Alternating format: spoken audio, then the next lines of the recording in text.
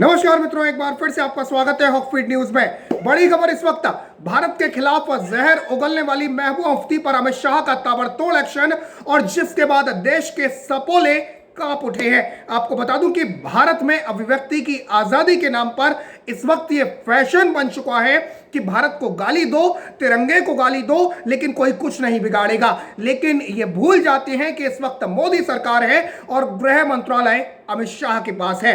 आपको बता दूं कि ताबड़तोड़ एक्शन लिया है महबूबा मुफ्ती पर, पूरी खबर बताऊंगा। लेकिन सबसे पहले इन लोगों के साथ, चाहे वो फारूक अब्दुल्ला हो या महबूबा मुफ्ती हो या फारूक का बेटा उमर अब्दुल्ला हो, इनके साथ क्या किया जाना चाहिए कमेंट में मुझे बताइएगा। ये रहते यहां पर हैं, खाते यहां का हैं, लेकिन गाते पाकिस्तान का है। और आजकल इन्होंने, जब इन्हें पता लगा कि पाकिस्तान तो खुद चीन की गाता है, तो अब इन्होंने अपना नाजायज अब्बा चीन को बना लिया है। आपको बता दूं कि उमर अब्दुल्ला ने, फारूक अब्दुल्ला जो हैं, उमर अब्दुल्ला के पिता, उन्होंने हाल ही में कहा था कि चीन की मदद से कश्मीर में धारा 370 की फिर से बहाली कराई जाएगी।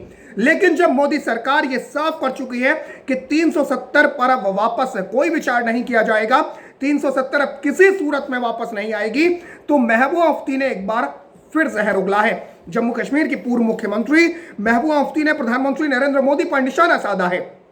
नरेंद्र मोदी पर निशाना साधना, ये लोग मोदी विरोध में इस कदर अंधे हो चुके हैं कि इन्हें देश हित और देश से विरोध में क्या है उससे कोई मतलब नहीं है। हालांकि ये पहले भी कभी देश हित में नहीं थे। मैं ये खुलकर साफ कहता हूं, ये अलगाववादी हमेशा से देश विरोधी रहे। इन्होंने पाकिस्तान को अपना अब्बा माना, पाकिस्तान से फंडिंग ली और भारत के एक स्टेट जम्मू कश्मीर में बैठकर ये अपनी सियासत के लिए वहां के बच्चों के हाथ में 500 रुपए थमाते आए, पत्थर थमाते आए। लेकिन जब जम्मू कश्मीर आज विकास की राह पर चल पड़ा है, तो इन लोगों के पेट में दर्द है। महबूबा मुफ्ती ने जो कहा है उसे भी सुन लीजिए, खून खोल जाएगा आपका। महबूबा कहती हैं कि आज बिहार में वोट बैंक के लिए पीएम मोदी को अनुच्छेद 370 का सहारा लेना पड़ रहा है, और जब वे चीजों पर विफल होते हैं तो कश्मीर और 370 जैसे मुद्दों को उठाते हैं। अब महबूबा से मैं सवाल करना चाहता हूं कि क्या यह मुद्दा था नहीं इस देश में? पिछले 70 सालों से तुम 370 के नाम पर अपनी सियासी रोटियां सेक रहे थे। यह सबसे बड़ा मुद्दा था। विकास ठीक है, विकास के लिए सरकार को चुना भी नहीं है, जो होगा देखा जाएगा। प्याज 100 रुपए खा रहे थे, 150 रुपए और खा लेंगे, मतलब नहीं है। लेकिन ये जो मुद्दे थे, धारा 370, राम मंदिर, एनआरसी, सीएए, ये इस देश के सबसे बड़े मुद्दे हैं, जिन मुद्दों के नाम पर इस देश में अब तक दोगली राजनीति होती आई है। इस देश का प्रधानमंत्री किसी वक्त कहता था कि इस देश के संसाधनों पर सबसे पहला हक अल्पसंख्यकों का है। क्यों? इस देश की 70% आबादी बेवकूफ है, क्योंकि वो तो सहिष्णु है,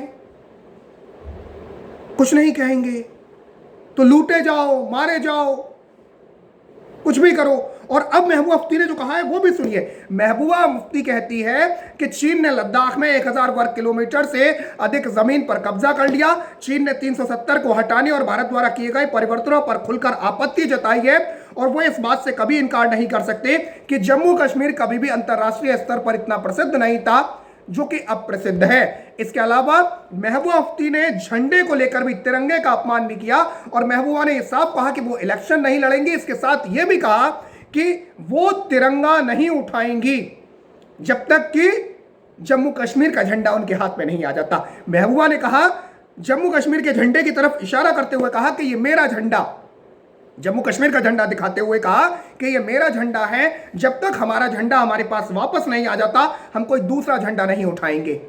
दूसरे झंडे से तात्पर्य आप समझते हैं, तिरंगे को लेकर बात है। ये अपने जहन पर, ये अपनी जुबान पर तिरंगे का नाम नहीं लाना चाहती हैं। तो ये सब क्यों नहीं कर देते ऐसा कि जो भारत का जो पासपोर्ट है, भारत की सरकार का जो मोहर लगा हुआ पासपोर्ट है, उसको भी सरेंडर कर दो। इन लोगों की पहचान कहां से है? भारत के अलगाववादी हैं, इसी वजह से तो पहचान है। जम्मू कश्मीर भारत का एक स्टेट है, और वहां की पूर्व मुख्यमंत्री के नाम से आपकी पहचान है महबूबा मुफ्ती।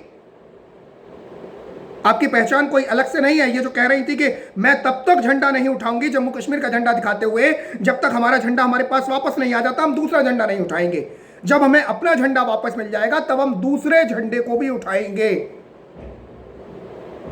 मोदी विरोध ठीक है, केंद्र सरकार पर निशाना साधना है, आप साधिए, लेकिन मोदी विरोध में आप तिरंगे का अपमान करने पर आतुर हैं। कुछ दिनों पहले फारूक अब्दुल्ला कह रहे थे कि चीन की मदद से धारा 370 वापस कराएंगे। चीन जो खुद अपना टिकटॉक बहाल नहीं कर पाया, इंस्टॉल नहीं करवा पाया, ये 370 इंस्टॉल करवाएगा। अब तक ये पाकिस्तान को अपना नाजायज अब्बा मानते थे, अब चीन इनका नाजायज अब्बा बन चुका है। महबूब मुफ्ती ने एक और बात कही कि लद्दाख के पास जमीन हथिया ली है चीन ने। इन लोगों को यह समझ नहीं आता कि चाहे वो फूंकने वाले बाबा हो, पदार्थ लेने वाले, आप नाम सुन गए होंगे, समझ गए होंगे, मैंने नाम नहीं लिया है किसी का, पप्पू भी बोलते हैं उन्हें, तो वो भी कहते हैं कि चीन का नाम नहीं लिया। और आज महबूब मुफ्ती कहती है कि 1000 वर्ग किलोमीटर से अधिक जमीन पर चीन ने कब्जा कर लिया है। चीन ने 370 को हटाने और भारत द्वारा किए गए परिवर्तनों पर खुलकर आपत्ति जताई है। अरे चीन छाती क्यों ना पीट ले, जिनपिंग चूड़ियां तोड़ ले, फिर भी कुछ नहीं कर पाएगा, और तुम साथ में तोड़ लो। फारूक को भी ले जाओ, उमर को भी ले जाओ, कुछ नहीं कर पाएगा चीन। पहली दफा यह हुआ है चीन के साथ कि एलएसी पर चीन अपनी मनमानी नहीं कर पा रहा है। यह पहली बार हुआ है इस देश में, पहली दफा इस देश में हुआ है कि चीन बातचीत के लिए आमादा है कि बातचीत करो। अब चीन 370 बहाल करवाएगा। यह कहती हैं 1000 वर्ग किलोमीटर से अधिक जमीन पर कब्जा कर लिया है।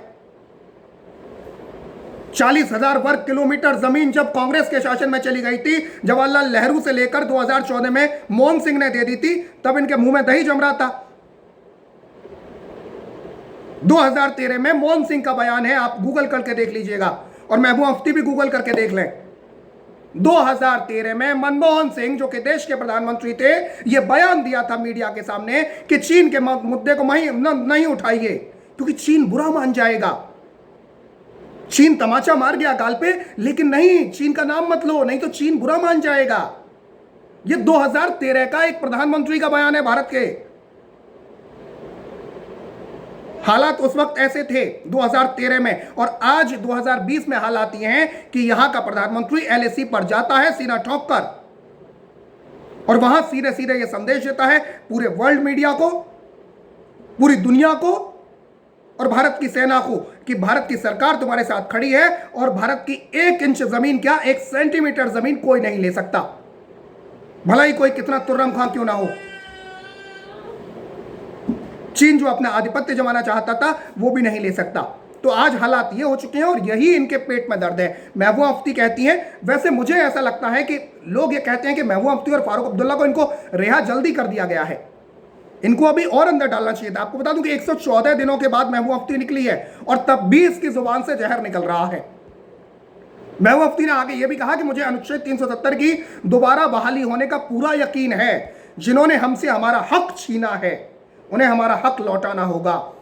मैं अपने लोगों को, जम्मू कश्मीर की आवाम को इसका यकीन दिलाना चाहती हूं। उन्होंने कहा कि जब तक हमें हमारा संविधान और झंडा नहीं लौटाया जाएगा, हम किसी भी चुनाव में हिस्सा नहीं लेंगे। महबूबा ने कहा कि कश्मीर के समाधान के लिए हजारों ने अपनी जान दी, अब राजनीतिक नेताओं के लिए भी समय है। दरअसल ये लोग चाहते ही नहीं है कि कश्मीर में कभी विकास की बयार बहे, क्योंकि मुद्दा ये है कि कश्मीर में अगर विकास की बयार बह गई तो फिर इनकी पोल पट्टी खुल जाएगी। जो इनके अपने बच्चे विदेशों में जाकर पढ़ते हैं, ऐशो आराम की जिंदगी जीते हैं, सरकारी खर्चों पे ये लोग पल रहे हैं, और ये नहीं चाहते कि जम्मू कश्मीर की आम आवाम भी ऐसी ही जिंदगी जिए। जम्मू कश्मीर के लोग भी भारत से जुड़ें, पूरी दुनिया से जुड़ें, ये नहीं चाहते, क्योंकि अब सियासत बंद हो चुकी है और यही वजह है फड़फड़ाने का। लेकिन ये भूल जाते हैं कि ये मोदी सरकार है, गृह मंत्री अमित शाह हैं, कुछ नहीं होने जाना। जो हो चुका है वो हो चुका है। फिलहाल के लिए इतना ही। जय हिंद, जय भारत, नमस्कार।